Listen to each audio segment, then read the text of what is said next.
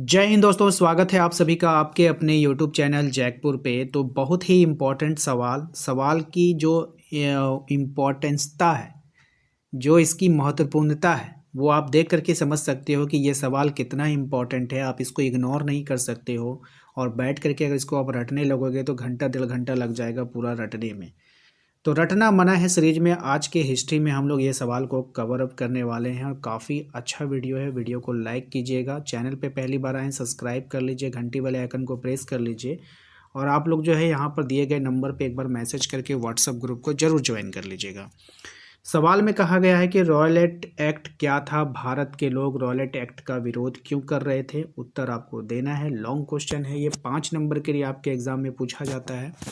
तो चलिए बिना रटे इसका हम लोग आंसर को देखेंगे और यकीन जानिए इस तरह का आंसर आपको पूरे झारखंड में घूमोगे गलियों गलियों फिर भी आपको इसका आंसर किसी भी बुक में ऐसा नहीं मिलेगा जैसा मैं आपको प्रोवाइड करवा रहा हूँ। गारंटी लेता हूँ, 100% गारंटी।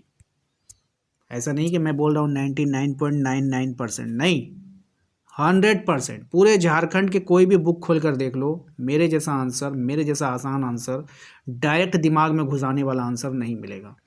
तो चलिए बिल्कुल कहानी की तरह आप लोगों को समझाएंगे, बच्चों की तरह आप लोगों को समझाएंगे और बिल्कुल आपको समझ में आएगा इसका आंसर कि रॉयलेट एक्ट क्या था और भारत के लोग इसका विरोध क्यों कर रहे थे। आइए मान लीजिए कि एक कॉलेज है, मान लीजिए कि एक कॉलेज है, कॉलेज के छात्र पढ़ाई कर रहे हैं। कॉलेज के छात्र लोग क्या कर रहे हैं, पढ़ाई कर रहे हैं। कोई छात्र कोई गलती नहीं करता है, सभी पढ़ने में होशियार हैं, सभी पढ़ाई कर रहे हैं। लेकिन कॉलेज प्रशासन एक नया नियम बना देता है। अब क्या करेगा, कॉलेज प्रशासन एक नया नियम बना देगा। नियम यह है कि अगर किसी छात्र पर शक हो जाए, अगर किसी छात्र पर शक हो जाए तो उसे बिना कारण कॉलेज से निकाल दिया जाएगा।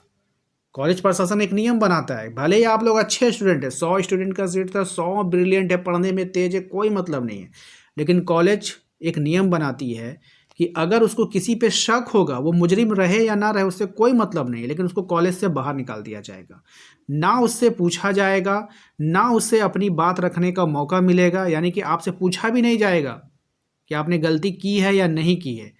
आपको अपनी बात रखने का मौका नहीं दिया जाएगा कि सर हमने कोई गलती नहीं की, मेरा नाम क्यों काट रहे हैं कॉलेज से, और ना ये बताया जाएगा कि उसकी गलती क्या है, बस आपको निकाल दिया जाएगा। ये कानून बनाया गया है, ठीक है।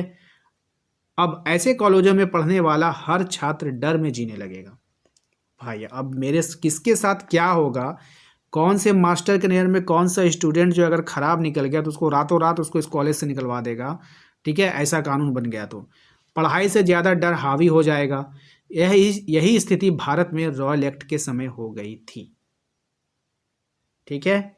एक छोटा सा एग्जाम्पल दिया मैंने आपके कॉलेज वाला, और सेम टू सेम रॉयलेट एक्ट के जैसा ही ये नियम मैंने आपको यहाँ पे कहानी की तरह आपको समझाया।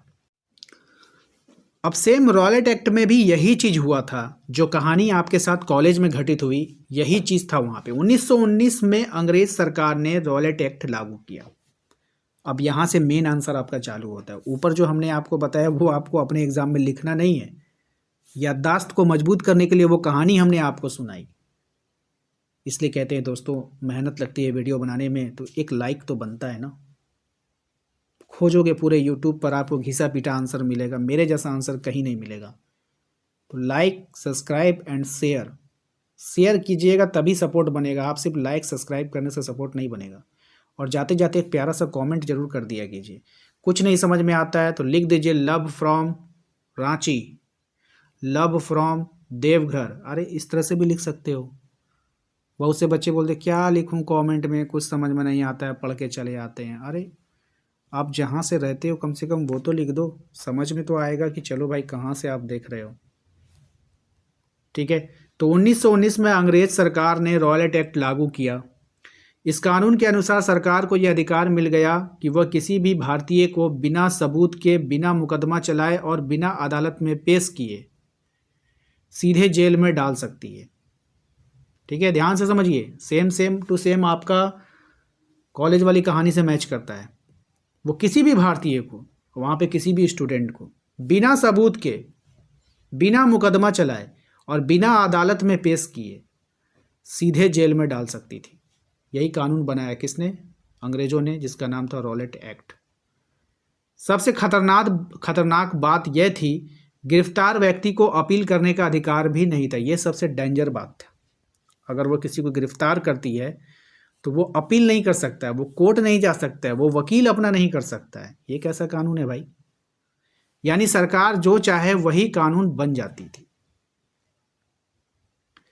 भारत के लोग इसका विरोध इसलिए कर रहे थे क्योंकि यह कानून पूरी तरह अन्यायपूर्ण था। अब बताओ, ऐसा कानून जिसमें किसी को भी बिना वजह, बिना मुकदमा चलाए, बिना कारण उसको जेल में डाल दिया जाएगा, ऐसा कानून बनेगा तो भारत के लोग तो विरोध करेंगे ना, करेंगे ना। इससे भारतीयों की व्यक्तिगत स्वतंत्रता खत्म हो गई। अब इससे, इस कानून से क्या होगा? जो भारत के लोग थे उसके व्यक्तिगत स्वतंत्रता क्या हो गई? छिन गई। निर्दोष लोगों को भी अपराधी बना दिया गया। अब तो उसके मन पर था भाई, कोई भी बिना जो उसके काम के लायक नहीं रहेगा उसको अपराधी बना करके जेल में डाल देगा। अंग्रेज सरकार को निरंकुश शक्ति मिल गई थी, इसे ही बोला जाता है निरंकुश शक्ति। ठीक है, अंग्रेजों को यह निरंकुश शक्ति मिल गया। लोगों को लगा कि अगर आज उन्हें चुप्पी साध ली, अगर आज उन्होंने चुप हो गए, चुप्पी साध ली, तो कल उनकी कोई आज़ादी नहीं बचेगी। इस कानून जब पास हो जाएगा तो कोई भी आज़ादी नहीं बचेगी। यही कारण था महात्मा गांधी ने इसके खिलाफ आंदोलन शुरू किया, और यही कारण था कि महात्मा गांधी ने क्या कर दिया? आंदोलन शुरू कर दिया था इस रॉलेट एक्ट के खिलाफ। पूरा देश एक साथ खड़ा हो गया। अब गांधी जी के साथ तो पूरा देश खड़ा हो गया। इस प्रकार रॉलेट एक्ट डर और दमन का प्रतीक बन गया, और इसी कारण भारत के लोगों ने इसका खुलकर विरोध किया। और एक बात है जो यहाँ पे मिसिंग कर गया है, उसको आप लोगों को मैं समझा दूं कि इस कानून में, जब ये कानून बना था तो कानून बनाने में भी जो है आपका जो है लगभग कोई भारतीयों का भी सलाह नहीं लिया गया था। सिर्फ अंग्रेज़ों ने गुपचुप तरीके से ये कानून बनाया था। शॉर्ट में अगर हम आपको बता दें, इस शॉर्ट में अगर आपके यहाँ पे मुख्य बिंदु इस आंसर की अगर हम दे दें कि यह कानून ऐसा कानून था जिसमें बिना मुकदमा चलाए, बिना अपील, ना कोई दलील ना कोई अपील, ठीक है, किसी को भी उठा करके जेल में डाल दिया जाता था। ठीक है, उसको सुनवाई करने का अधिकार नहीं था, उसको वकील करने का अधिकार नहीं था, उसको अपनी बात रखने का अधिकार नहीं था इस कानून के तहत। ठीक है, तो यही वो कानून था, रॉयल एक्ट का कानून, जिसका विरोध भारतीय कर रहे थे। अच्छा, भारतीय क्यों कर रहे थे? क्योंकि इसमें उसकी जो है आज़ादी खत्म हो रही थी, है ना। उसके बाद इसमें कौन कौन साथ था? महात्मा गांधी यहाँ पे मुख्य रोल में निभाए, महात्मा गांधी का सबने साथ दिया। तो एक निबंध की तरह आप लोगों को ये आंसर लिखना है बिल्कुल, और इसमें कुछ भी रट्टाफिकेशन नहीं करना है। समझना है आपको कि क्या क्या हुआ था रॉयल एक्ट में। ठीक है, चलिए, आशा करते हैं कि आप लोगों को आज का ये वीडियो पसंद आया होगा। वीडियो अच्छा लगा है तो लाइक करना है, चैनल पे पहली बार आएँ सब्सक्राइब कर लीजिए, बेल आइकन को प्रेस कर लीजिए ताकि आने वाली हर एक वीडियो का नोटिफिकेशन आपके मोबाइल पे जाए। मुझे पता है कि आप लोगों को हमारी वीडियो थोड़ा सा बचकाना लगता होगा, लेकिन यकीन जानिए जब आप लोगों का एग्ज़ाम नज़दीक आ जाएगा ना और आप लोगों को आंसर याद नहीं रहेगा तो यही प्लेलिस्ट खोल करके आप देख करके जाओगे लास्ट में, मुझे उम्मीद है, और ये आपके बहुत काम आएगा। चलिए, मिलते हैं नेक्स्ट अगले वीडियो में। Thank you.